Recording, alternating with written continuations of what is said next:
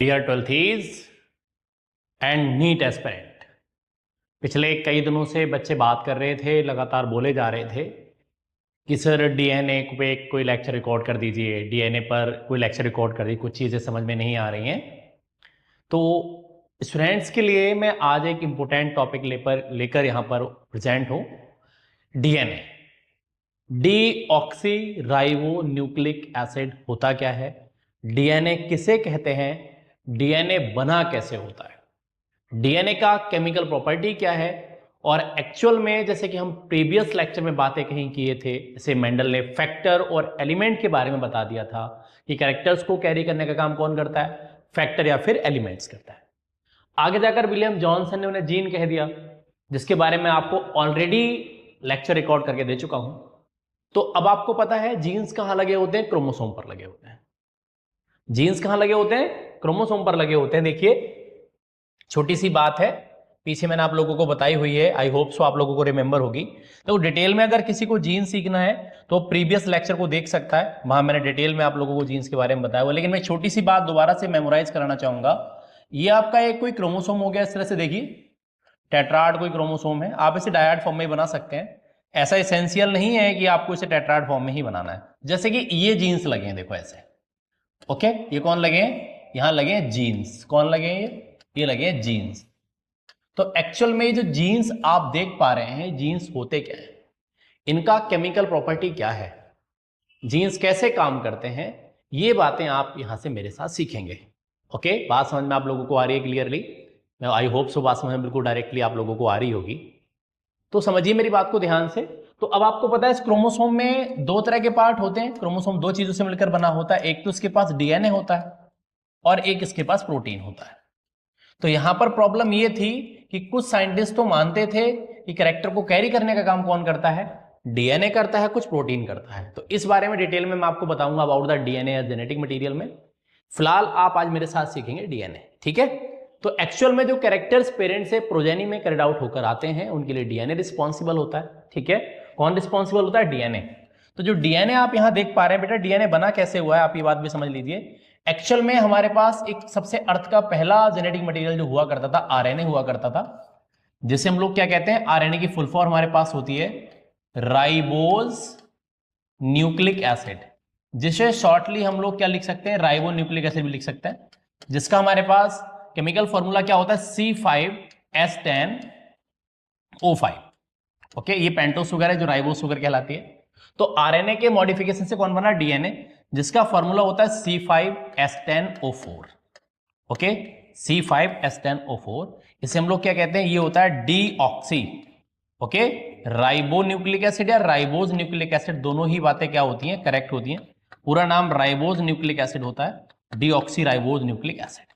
देखिए कहीं पर भी आप बायोलॉजिकली पहुंचेंगे, बात करेंगे मेरे साथ या किसी और के साथ, कोई भी आपको बताएगा तो आप एक बात समझिए, डीऑक्सी, बायोलॉजिकली कहीं प्रीफिक्स अगर डी जुड़ा होता है उसका मतलब रिमूव होना होता है, मतलब कोई चीज वहां से क्या है, रिमूव है, और आगे जुड़ा है ऑक्सी का मतलब कौन हो गया, तो O2 का मॉलिक्यूल जो होगा वो यहां से रिमूव हो जाएगा। देखिए तो यहां पर सी ऑक्सीजन के कितने मॉलिक्यूल हैं, 5 हैं, और यहां पर कितने, 4 हैं।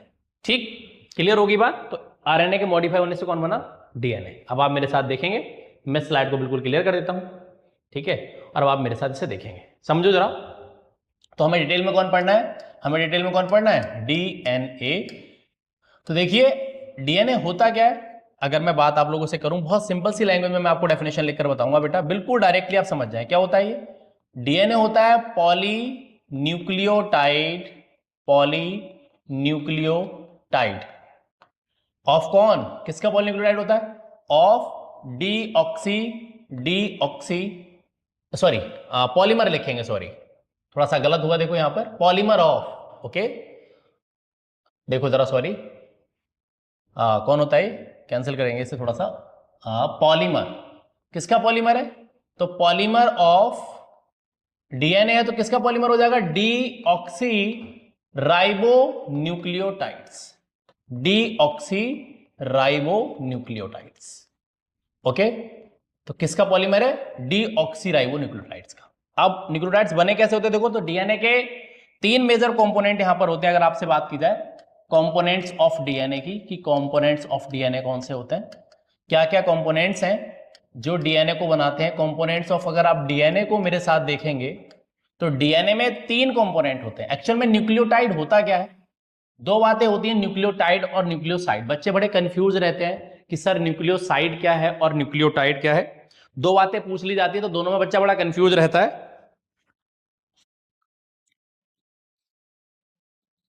तो आप देखेंगे मेरे साथ, देखो जरा, तो 3 कंपोनेंट कौन कौन से होते हैं? एक तो होती है पेंटोज शुगर, आप यहां देखेंगे। एक तो हमारे पास कौन होता है? एक हमारे पास होता है पेंटोज शुगर, हो गया हमारे पास। ओके, सेकंड हमारे पास कौन होता है? सेकंड ग्रुप हमारे पास होता है, सेकंड कंपोनेंट हमारे पास होता है नाइट्रोजनस बेसिस। तो 2 तरह के होते हैं नाइट्रोजनस बेसिस की, अभी मैं आपसे बात करूंगा, देखिए, ठीक है। तो इसमें 2 टाइप होते हैं, ए और बी। एक हमारे पास होते हैं प्यूरीन बेसिस, एक हमारे पास होते हैं प्यूरीन बेसिस, और एक हमारे पास होते हैं पायरिमिडीन बेसिस। वैसे तो पहले पायरिमिडाइन ही लिखते हैं, पायरिमिडीन या कुछ लोग पायरिमिडाइन पढ़ते हैं, ठीक है। 2 तरह के हो गए। और थर्ड कंपोनेंट हमारे पास कौन होता है बेटा? फॉस्फेट। एक बहुत ही इंपॉर्टेंट कॉन्सेप्ट आता है कि डीएनए का केमिकल नेचर कैसा होता है। तो डीएनए कैसा होता है? डीएनए बेटा एक चीज और भी है, नेगेटिव चार्ज होता है। कैसा होता है? नेगेटिव चार्ज होता है। अब देखो नेगेटिव चार्ज होता क्यों है? तो जो ये फॉस्फेट आप यहां देख पा रहे हैं, ये डीएनए को कैसा बनाता है? नेगेटिव चार्ज बनाता है। इसीलिए डीएनए की फुल फॉर्म मैंने क्या बताया? Deoxyribonucleic acid. नेचर में कैसा है? प्रॉपर्टी कैसी है? एसिडिक है। बात समझ में आ गई? क्लियर हो गया? कौन कौन से प्यूरीन बेसिस होते हैं और कौन कौन से प्राइमरीन? तो देखो प्यूरीन में 2 बेसिस आते हैं, एडेनिन और गुआनिन। और यहां आता है कौन? साइटोसिन, और देखिए थाइमीन, और कौन है? एक और होता है यूरेसिल, ठीक है। तो एक्चुअल में थाइमीन होता है बेटा, ये सिर्फ डीएनए में होता है, आपको पता है, ओके। और डीएनए से जब आरएनए बनता है तो जो थाइमीन होता है, दिस इज रिप्लेस बाय कौन? यूरेसिल, फाउंड ओनली इन कौन? आरएनए, ठीक है। मतलब थाइमीन की जगह कौन ले लेगा? यूरेसिल ले लेगा, ठीक है। एक पायरिमिड जो प्यूरीन बेस है वो दूसरे पायरिमिडीन बेस से जुड़ता है हमेशा, जिसका रूल है कॉम्प्लीमेंट्री। चारगाफ ने बताया है कि ए किससे जुड़ेगा? टी से जुड़ेगा। कितने हाइड्रोजन बॉन्ड के साथ जुड़ेगा? 2 हाइड्रोजन बॉन्ड के साथ जुड़ेगा। और सी किससे जुड़ेगा? जी से जुड़ेगा। और कितने हाइड्रोजन बॉन्ड से जुड़ेगा? 3 हाइड्रोजन बॉन्ड से जुड़ेगा, ठीक है। बात समझ में आ गई? समझ में आ रही? बिल्कुल क्लियर हो रहा है कॉन्सेप्ट? अब यहीं देखिए, मैंने अभी आपसे बोला किसका पॉलीमर है, अब आपको ये बात मेरे साथ सीखनी है। किसका पॉलीमर है? किसका पॉलीमर बताया मैंने?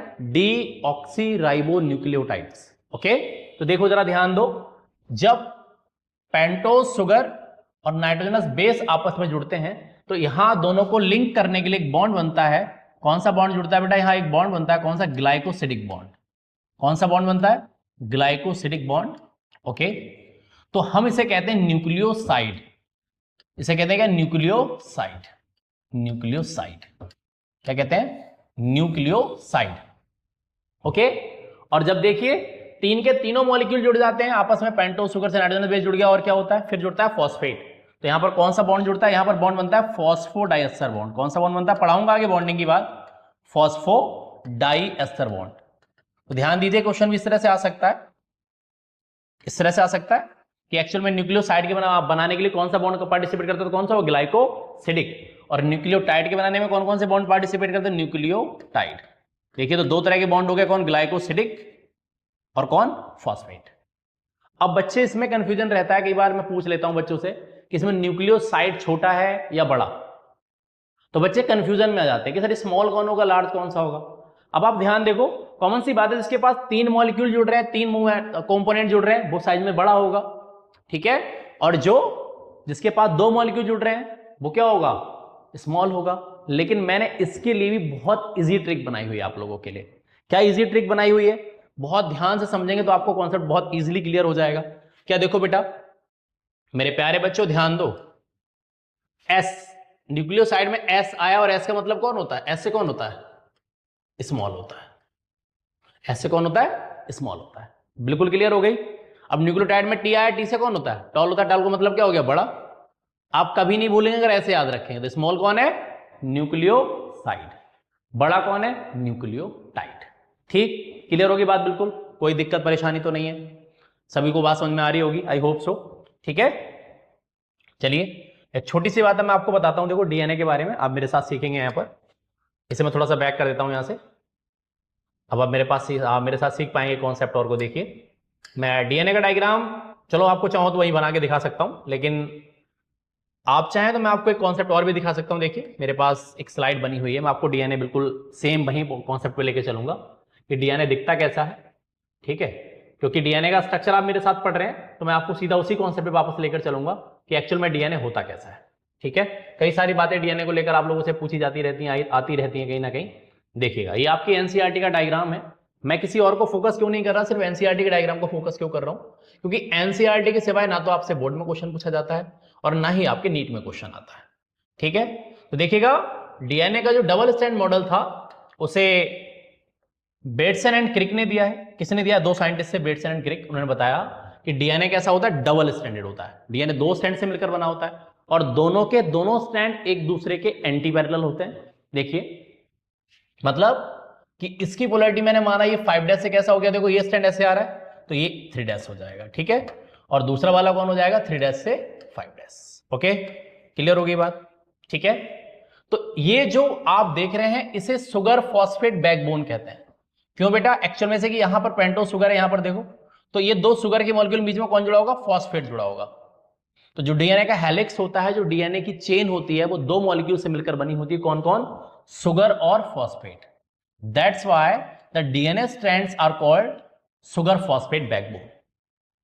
बिल्कुल क्लियर होगी बात? किससे बने? सुगर और फॉस्फेट से सॉरी। क्लियर होगी बात? बिल्कुल समझ में आ रही है आपको? अच्छा समझ रहे हैं आप लोग, आई होप सो बात समझ में आ रही होगी।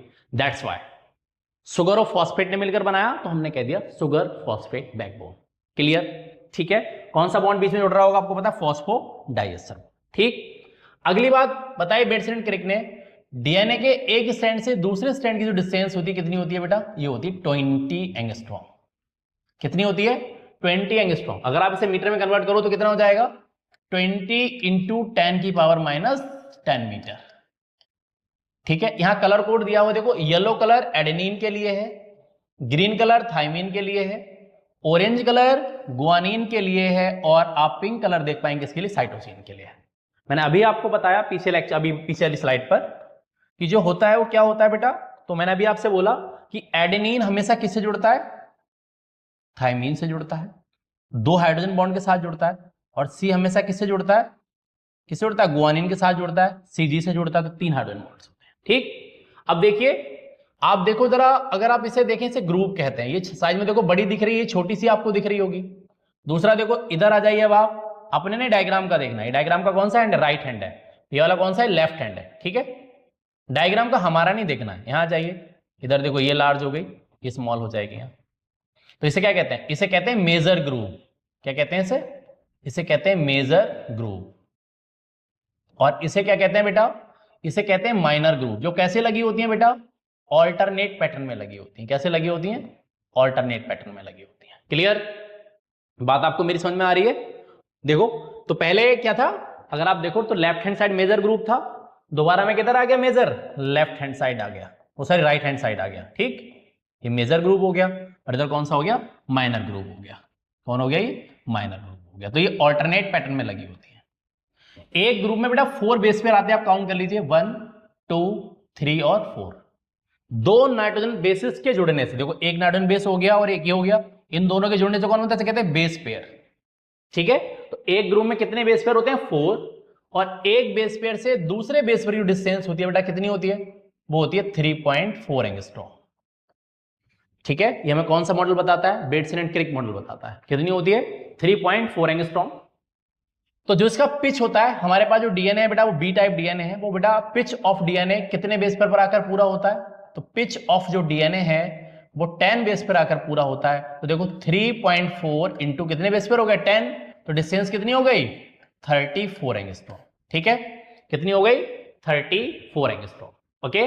तो एक प्यूरिन किससे जुड़ा हुआ है? पैरामिडीन से, जो दोनों डीएनए के स्ट्रैंड्स को क्या करता है? क्लोज करने का काम करता है, ठीक है। यहीं से बात एक और आ जाती है चारगाफ रूल की, बेस पेयरिंग से ही। तो जो प्यूरिन्स होते हैं, A plus G square two कौन होता है? T प्लस सी। प्यूरिन का एक अमाउंट किसके इक्वल होता है? पैरामिडीन के इक्वल होता है। इसमें A किसके इक्वल होता है? G के, और C किसके इक्वल होता है? T के। ये कौन सा रूल है? इरविन चारगाफ का रूल है। इसके बारे में मैं आपसे बातें आगे करूंगा, ठीक है।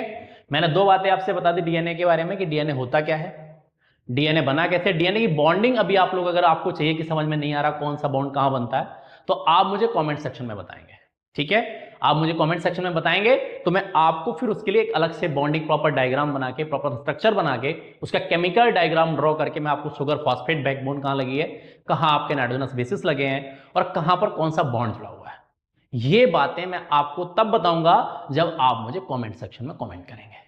ठीक है, अभी बहुत सारी बातें डीएनए के बारे में रहेगी, बिल्कुल बेसिक सा एक इंट्रो वाला पार्ट मैंने आज आप लोगों के साथ कवर अप किया है। कितने बेसिस होते हैं, लेंथ कितनी होती है, लेंथ से बेस पेयर को कैसे निकालते हैं, बेस पेयर से लेंथ को कैसे निकालते हैं, मैं आपसे कह दूं, आप मुझे कमेंट सेक्शन में बताइएगा कि मैंने आपसे कहा कि ह्यूमन जीनोम में 3.3 × 10⁹ बेस पेयर्स होते हैं। ठीक है, तो आप मुझे बताएंगे कि जो ह्यूमन का डिप्लॉयड 2n सेल होता है उसके पास लेंथ ऑफ डीएनए क्या है। इस क्वेश्चन को आप मुझे रिप्लाई करेंगे कमेंट सेक्शन में, और अगर आप कोई क्वेश्चन करना नहीं आता, नहीं निकालना आता, तो भी आप मुझे कमेंट सेक्शन में बताएंगे।